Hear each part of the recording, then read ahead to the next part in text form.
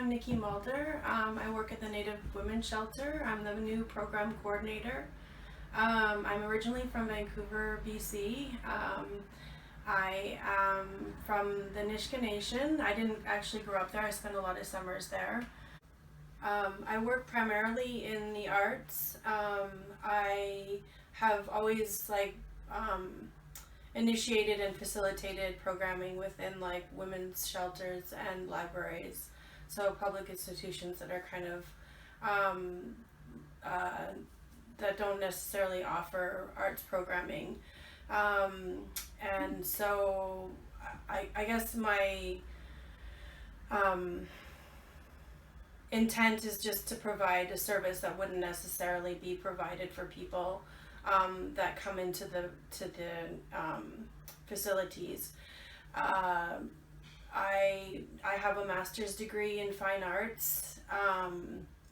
I'm one of the first people in my community to receive a master's degree in fine arts, so I feel like that was a big accomplishment. Since I've been working at the shelter, I've noticed a real lack of support for Indigenous people within Montreal, specifically within the homeless population.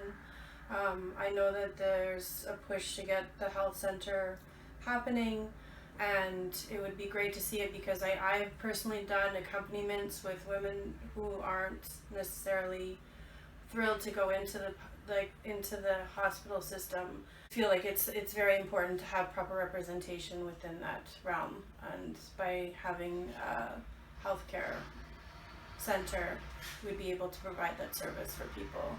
For now, I mean, there's obviously a lack of acknowledgement towards all what's happening with the ongoing problems with residential schools, so the trickling down and the lack of acknowledgement that's happening. I would love to see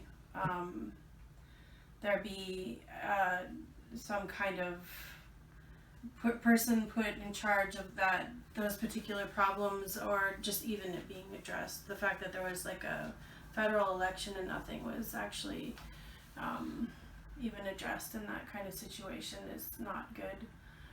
I guess for me, it comes from more of a personal place where I saw the struggles that my mother faced throughout the years, and how much she had to work even 100 times harder than the person next door to get her needs met. And she was a fighter, so it was very she made it look easy. So it was interesting to see how feeling into her shoes and seeing, I'm not sure how she did it, because she was